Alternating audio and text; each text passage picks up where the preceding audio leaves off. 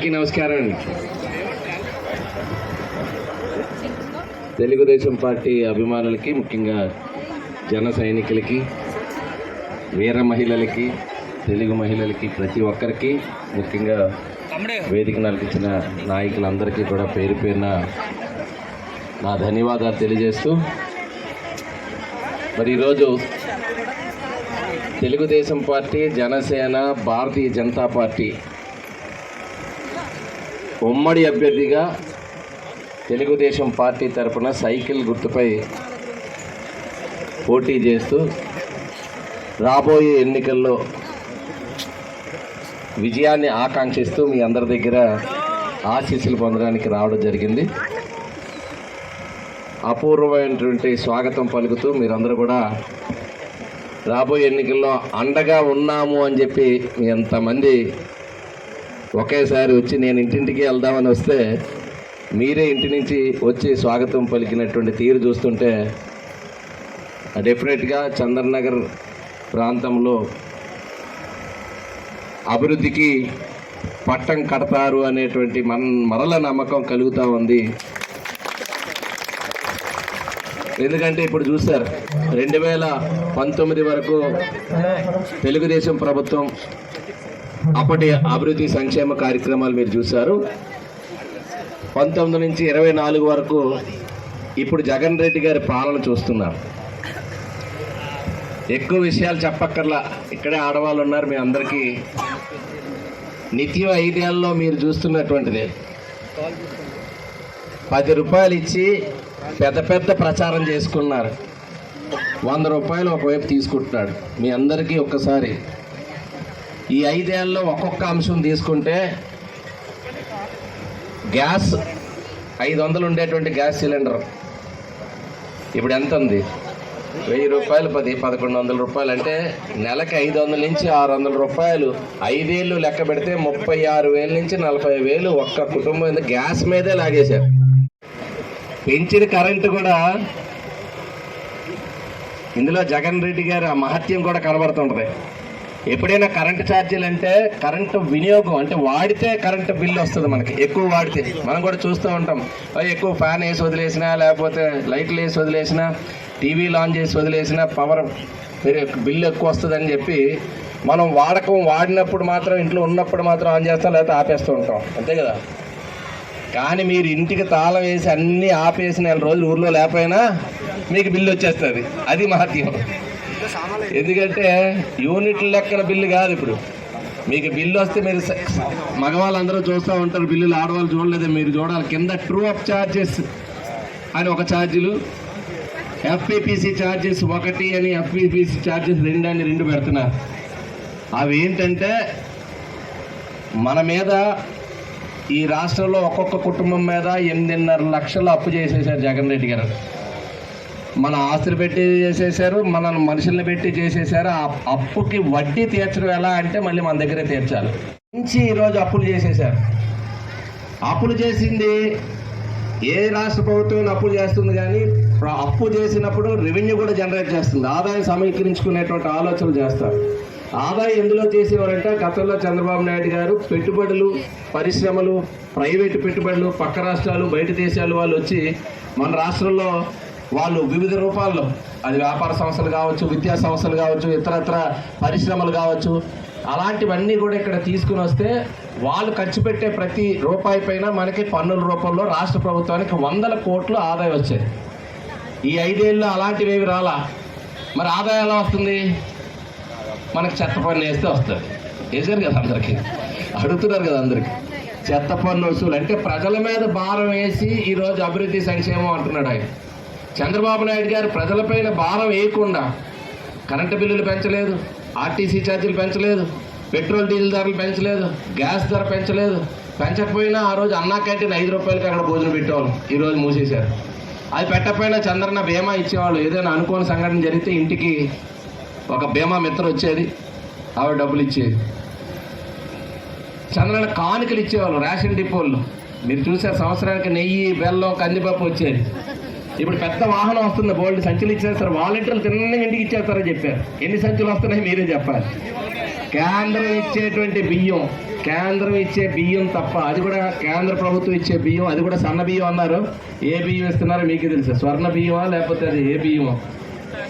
మరి అలాంటి బియ్యం, కేంద్రం ఇచ్చేటువంటి బియ్యం ఇచ్చి పెద్ద పెద్ద వాహనం దగ్గర ఆయన బొమ్మ పెట్టుకుంటున్నప్పుడు, ఆ రోజు చంద్రన్న కానుకలు ఇచ్చినప్పుడు, పండగ వస్తే పిండి వంటలు వండుకోవాలని చెప్పి ఆ రోజు ఇచ్చినప్పుడు ఎప్పుడైనా పెద్ద పెద్ద ఆర్పాటం చేసామా? రేషన్ డిపోల దగ్గర ఏమైనా హడావిడి చేసామా? హంగామా చేసామా?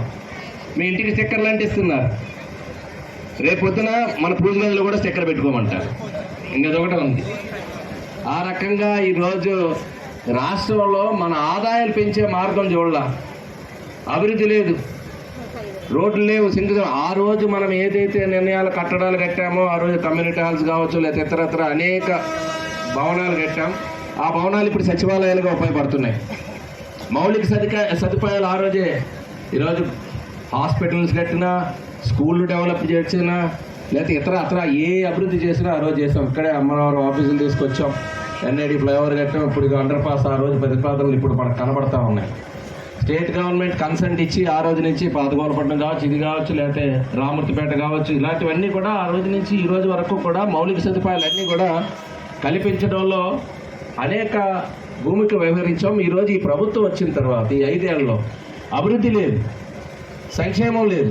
సంక్షేమం అంటే ఆయన ఉద్దేశంలో ఆయన బట్టన్ నొక్కినప్పుడల్లా మనకు 10 రూపాయలు పడుతుంది, వెంటనే ఆ రోజే 100 రూపాయలు లాగేస్తున్నారు. అది సంక్షేమం. కాబట్టి ఈరోజు మనం మీరందరూ ఆలోచించి, అందుకే చంద్రబాబు నాయుడు గారు కూడా ఒకవైపు ఉద్యోగస్తులు కానీ, ఉద్యోగస్తులకు ఇచ్చిన హామీలు ఏమైనా నెరవేరాయా అని ఒకసారి ఆలోచన చేస్తే అనేక హామీలు ఇచ్చారు. వాళ్ళందరూ కూడా ఓట్లేసి గెలిపించారు. ఇప్పుడు వాళ్ళందరికీ కూడా ఉద్యోగస్తులకు 1వ తారీఖు జీతాలే ఇవ్వలేని పరిస్థితిలో ఉంది. మీకు ఒక నవరత్నాలు అని చెప్పి ప్రజల్లో తీసుకెళ్లారు, పాదయాత్రలు హామీలు ఇచ్చి. నవరత్నాల్లో మొదటి రత్నం ఆడవాళ్ళకి తెలుసు, సంపూర్ణ మద్యపాన నిషేధం. మద్యపాన నిషేధం అంటే అసలు లెక్కర అమ్మరు అనమాట మన రాష్ట్రంలో. ఇక్కడ చూస్తే పెద్ద క్యూలు ఉన్నాయి. సినిమా హాల్ దగ్గర ఉండేవారు ఎంతమంది రిలీజ్ సినిమాలు. ఇప్పుడు అలా కాదు, మద్యం షాపుల దగ్గర మన కొత్తపాల ఎంట్రన్స్లో ఉంటుంది. ఇక్కడ ఉందా? మీ ఊర్లో లేనట్టుంది కదా. ఇక్కడ నుంచి అలా వెళ్ళాలంటే అక్కడ షాప్ దగ్గర పెద్ద క్యూలు ఉంటాయి. ఇప్పుడేమో రేషన్ బోర్డు దగ్గర క్యూలు ఉంటున్నాయి. ఆడవాళ్ళందరూ ఇక్కడ ఉన్నారు, మగవాళ్ళేమో ఆ లిక్కర్ షాప్ దగ్గర క్యూలు కట్టి నాసి రకం మద్యం, అది కూడా జగన్ రెడ్డి బంధువుల తాలూకా లిక్కర్ షాపులు వాళ్ళకే ఇచ్చి కొత్త బ్రాండ్లు, ఎప్పుడు వినలేనటువంటి బ్రాండ్లు, దాని రేట్లు ఎక్కువ, నాసి రకం, ఆరోగ్యాలు హానికరం. అలాంటి ఇబ్బందుల్లో కూడా ఈరోజు సంపూర్ణ మద్యపానం అని చెప్తే ఆడవాళ్ళు, మన నియోజకవర్గం మీరెవరో నమ్మలేదు ఆయన మాటలు. కానీ రాష్ట్రంలో 151 నియోజకవర్గాల్లో ఆడవాళ్ళందరూ మద్యపాన నిషేధం అయితే వాళ్ళ ఆదాయాలు ఉండిపోతే, మగవారి ఆరోగ్యం కాపాడుకోవడమే కాకుండా ఆదాయం కూడా లిక్కర్ షాపులు తగలట్లేదని చాలామంది ఆడవాళ్ళు నిజం అనుకుని ఓట్లు వేశారు. ఈరోజు నిషేధం మాట అటుంచి ఈ నాసిరకం మందుతో ఇంకా వాళ్ళకి ఆదాయాలు హరించిపోయినాయి. ఇప్పుడు ఇంకా రోడ్లపైన పెట్టుకునే పరిస్థితి వచ్చింది. ఆ పార్టీ కార్యకర్తల మీద కేసులు పెట్టారు, క్రిమినల్ కేసు, ఎలక్షన్ కమిషన్. ఉన్నవాళ్ళు ఓట్లు తీయటం, ఎక్కడెక్కడో గ్రామీణ ప్రాంతం నుంచి వచ్చి ఓట్లు చేర్చడం, ఇదే పనిలో ఉన్నారు. కాబట్టి మీరందరూ ఆలోచన చేయాల్సింది, ఇచ్చేటువంటి ప్రచారం ఎక్కువ చేస్తుంది ఈ ప్రభుత్వం, కానీ ప్రజలకి ఏమి చేయలేక ఈరోజు ప్రభుత్వం వ్యతిరేకత, ప్రజల్లో విపరీతంగా వ్యతిరేకత ఉంది. ఆ వ్యతిరేకతని కప్పిపుచ్చుకోవడానికి బయటికి ఈ ప్రచార ఆర్భాటాలు అవి చేస్తున్నారు. మీరందరూ సంవత్సరం క్రితమే రాష్ట్రంలో ఉండే ప్రజలు, చదువుకున్న వాళ్ళు, విద్యావంతులు, ఉద్యోగస్తులు, యువత, వీళ్ళందరూ కూడా ఆలోచన చేసుకున్నారు. యువతకైతే జనవరి 1 కల్లా జాబ్ క్యాలెండర్ అన్నారు. నవరత్నాల్లో అదొకటి భాగం. 2 ప్రభుత్వంలో ఉద్యోగ ఖాళీలన్నీ భర్తీ చేస్తామని చెప్పి వాలంటీర్ ఉద్యోగాలు ఇచ్చారు. 5,000 రూపాయలకి ఇచ్చేటువంటి వాళ్ళు, ఏ కుటుంబం అయినా 5,000 రూపాయలతో నెల గడుస్తుందా అనేది మీరు అందరూ ఆలోచన చేయాలి. ఆ ఉద్యోగాలు ఇచ్చామని చెప్తున్నారు. కాబట్టి ఇవన్నీ కూడా మీ అందరూ ఆలోచన చేసినప్పుడు ఏవైతే హామీలు గుప్పించారో అందుకే యువత అంతా వ్యతిరేకమైన. ఒకవైపు రాష్ట్రం అప్పుల పాలైంది. కొన్నేళ్ళు కనుక ఇలా అప్పులు పెరిగిపోతే శ్రీలంక లాగా ఆహారం దొరకలేని పరిస్థితి మన రాష్ట్రంలో ఉంటుంది. అందుకనే ఈ రాష్ట్ర భవిష్యత్తు దృష్టిలో పెట్టుకొని చంద్రబాబు నాయుడు గారితో కలిసి నడవాలి అని చెప్పి జనసేన అధ్యక్షుడు పవన్ కళ్యాణ్ గారు కూడా తెలుగుదేశం పార్టీతో కలవాలని అనుకున్నారు. ఒకవైపు ఈ 2 కలయికతో పాటు భారతీయ జనతా పార్టీ మోడీ గారు ఈరోజు చూడండి రైల్వేల అభివృద్ధి ఎంత బాగా జరుగుతుందో. ఈ స్టేషన్ కూడా 30 కోట్లు మనకు మంజూరైనాయి. ఈరోజు అలాంటి నరేంద్ర మోడీ గారు కూడా పోలవరం ప్రాజెక్టు, కేంద్ర ప్రాజెక్టు, నీళ్ళు వస్తే పరిశ్రమ వస్తుంది, కరెంట్ వస్తుంది, తాగునీళ్ళు వస్తుంది, వ్యవసాయం 3 పంటలు పండుతుంది, ఉత్తరాంధ్రకి వెళ్ళే నీళ్లు సముద్రంలోకి వృధాగా పోతుందని చెప్పి కేంద్రం నిధులు ఇస్తే చంద్రబాబు నాయుడు గారు పరుగులు పెట్టించారు. 2021 నాటికే పోలవరం ప్రాజెక్ట్ అయిపోయేది. ఈరోజు ఆ ప్రాజెక్ట్ ఆగిపోయింది. కొత్త రాష్ట్రం అన్ని ఉపాధి అవకాశాలు పెరగాలి, యువతకి అన్ని అవకాశాలు కలగాలి, అభివృద్ధి కలగాలి, సంక్షేమం కావాలి, అప్పులు తగ్గాలి. ముందు రాష్ట్రం పైన అప్పు ఎక్కువైపోయింది. ఆ అప్పు పెరిగే పరిస్థితి ఉండకూడదని చెప్పి నిర్ణయం తీసుకోవడం. అందులో భాగంగానే సంవత్సరం క్రితమే విద్యావంతులు అందరూ కూడా నిర్ణయం తీసుకున్నారు. ఎమ్మెల్సీ ఎలక్షన్ అయితే రాష్ట్రంలో ఆఖరికి జగన్ రెడ్డి గారి ఊర్లో కడపలో కూడా పులివెందుల క్యాండిడేట్ కూడా 3 చోట్ల కూడా ఎమ్మెల్సీ గ్రాడ్యుయేట్ ఎలక్షన్లో 3 చోట్ల తెలుగుదేశం పార్టీ అభ్యర్థులే గెలిచారంటేనే సంవత్సరం క్రితమే రాష్ట్ర ప్రజలందరూ కూడా జగన్ రెడ్డి గారికి, వైకాపాకి గుణపాఠం చెప్పడానికి సిద్ధంగా అయ్యారు. అందుకని ఈరోజు రాబోయే కాలంలో చంద్రబాబు నాయుడు గారు ఏదైతే మీరందరికీ తెలిసింది, ఈరోజు ఏదైతే మన రాష్ట్రంలో ఉండేటువంటి పేదరికం కావచ్చు, వీళ్ళకి ఆదాయం పెరగాలి, ఖర్చులు పెరిగిపోయి దానికి ఒక భవిష్యత్తు మనం కూడా ఈరోజు అప్పు పెరగకుండా సంపద సృష్టించి సంక్షేమం అందించాలనే ఉద్దేశంతో ముఖ్యంగా మహిళలకు కానీ యువతకు కానీ ఒక సూపర్ 6 పథకాలు పవన్ కళ్యాణ్ గారు, చంద్రబాబు నాయుడు గారు కలిసి రూపొందించి ప్రజల్లోకి తీసుకెళ్ళమన్నారు. మీరు ఇక్కడ ఉన్న వాళ్ళు కూడా అందరికీ తెలియజెప్పాలి. 1500 చొప్పున సంవత్సరానికి 18,000, వాళ్ళకి 18 ఏళ్ళు నిండాలంతే. 18 ఏళ్ళు నిండిన ప్రతి ఒక్క మహిళకి కూడా 1500 చొప్పున 18,000 రాబోతా ఉన్నాయి సంవత్సరానికి అనేది మీరు దృష్టిలో పెట్టుకోవాలి. రెండోది, ఎవరైతే ఇప్పుడు ఈరోజు అమ్మఒడి అనేది తీసుకుంటున్నారో ఒక పిల్లాడినే చదివిస్తున్నారు. అమ్మ ఒడిలో 2-3 పెరిగితే ఆ ఒడిలో ఒక్కరికే చదివిస్తుందని ప్రభుత్వం చెప్తుంది. 12,000 ఇస్తున్నారు. దానికి 15,000 చొప్పున ఎంతమంది స్కూల్కి వెళ్ళే పిల్లలు ఉంటే వాళ్ళందరినీ కూడా మరి 15,000 చొప్పున ఆ తల్లికి ఇవ్వడం జరుగుతుందని చెప్పి తెలియజేస్తున్నాం.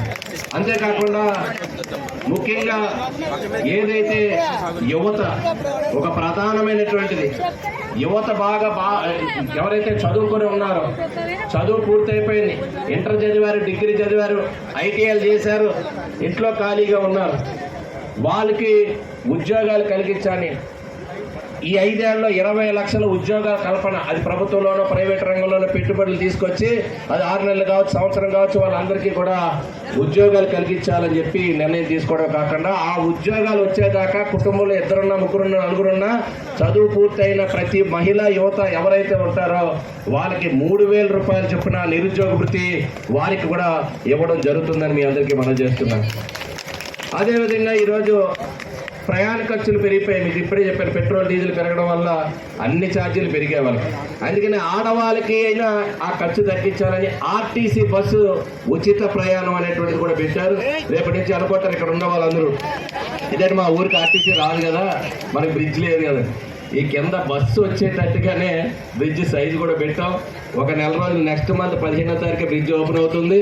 వచ్చినట్లే నేరుగా పాతగోపురం బాధ్యత నుంచి ఇంతవరకు కూడా బస్సు దూరే సైజు లేదు. ఇప్పుడు ఆ సమస్య కూడా తీరిపోబోతుంది. త్వరలోనే బస్సు మన ఊర్లోకి వస్తుంది. బస్సు ఎక్కిన తర్వాత మీరు ఎక్కడ గమ్యంకి వెళ్తే అక్కడికి మరి మీరందరూ కూడా ఉచిత ప్రయాణం ఆడవాళ్ళందరూ కూడా చేయవచ్చు అని చెప్పి మీ అందరికీ మనం చేస్తున్నాం. అదేవిధంగా ఎవరైతే రైతాంగం ఉన్నారో, మన దగ్గర వ్యవసాయం ఉండకపోవచ్చు, కొద్దిగా ఉంది, కానీ కొత్తపాలెం, ఎలపానపాలెం రైతులు కొంతమంది ఉండొచ్చు. అలా నియోజకవర్గంలో ఉన్నా లేకపోయినా, ఓటర్ ఉన్నా లేకపోయినా రైతు ఆనందంగా ఉండాలి. రైతు ఈరోజు ఆత్మహత్యలు చేసుకుంటున్నాడు, యువత ఆత్మహత్య చేసుకుంటున్నారు. వీళ్ళందరికీ కూడా వాళ్ళకి ఒక భరోసా కలగాలి, భవిష్యత్తు మీద ఒక గ్యారంటీ కలగాలని చెప్పి రైతుకు కూడా మరి వాళ్ళకి 20,000 సంవత్సరానికి ఇవ్వాలని చెప్పి ఒక నిర్ణయం తీసుకోవడం జరిగింది. కాబట్టి ఈ రకంగా ఈ సూపర్ 6 పథకాలు అందరికీ వర్తించే విధంగా మీరు ఇంకొకటి, మీరు ఏదైతే గ్యాస్ కష్టాలు ఉన్నాయో సంవత్సరానికి 3 సిలిండర్లు ప్రతి కుటుంబానికి గ్యాస్ ఉచితంగా ప్రతి సంవత్సరం కూడా, చిన్న కుటుంబం అయితే ఒక సిలిండర్ వాడతారు, వాళ్ళకు ఉండేటువంటి గ్యాస్ కష్టాలు కూడా తీర్చడానికి ఈ సూపర్ 6 పథకాలు ఇచ్చారు. దీనితో పాటు ఈరోజు పెన్షన్ కానీ ఇతరత్ర అనేక కార్యక్రమాలు రేపు మేనిఫెస్టోలో చంద్రబాబు నాయుడు గారు, పవన్ కళ్యాణ్ గారు, అటు మోడీ గారు కలిపి ప్రకటన చేస్తారు. అవన్నీ కూడా మీ అందరికీ తెలుస్తాయి.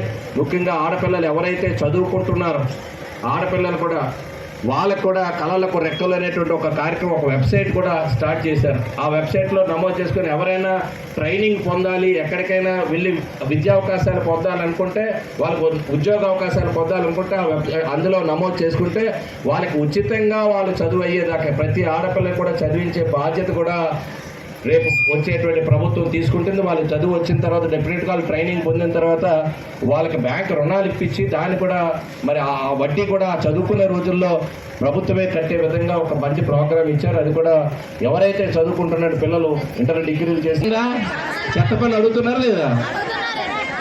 కట్టేస్తున్నారా? కడదాం అనుకుంటున్నారా? ఇంకా చాలా మంది కట్టట్లేదు. కానీ చెత్త పనులు అడగడానికి 2 నెలల నుంచి మానేశారు. ఎలక్షన్ వచ్చిందని ఈ 2 నెలలు అడగట్లేదు. మరి ఎలక్షన్లు వచ్చిందని ఎవరి దగ్గరికి అడగట్లేదు వీళ్ళు కూడా. అందుకని మీ అందరూ ఆలోచన చేయాలి. ఇలాంటి చెత్త ఆలోచనలు చేసినటువంటి ప్రభుత్వానికి బుద్ధి చెప్పేటువంటి సమయం ఆసన్నమైందని చెప్పి మీ అందరికీ మనవి చేసుకుంటూ, మరి ఏదైతే ఆయన బటన్ నొక్కి మనకి 10 రూపాయలు ఇచ్చి 100 రూపాయలు దోచేస్తున్నాడో, రేపు మీకు కూడా వచ్చే నెలలోనో వచ్చే నెల ఎలక్షన్ ఉంటుంది.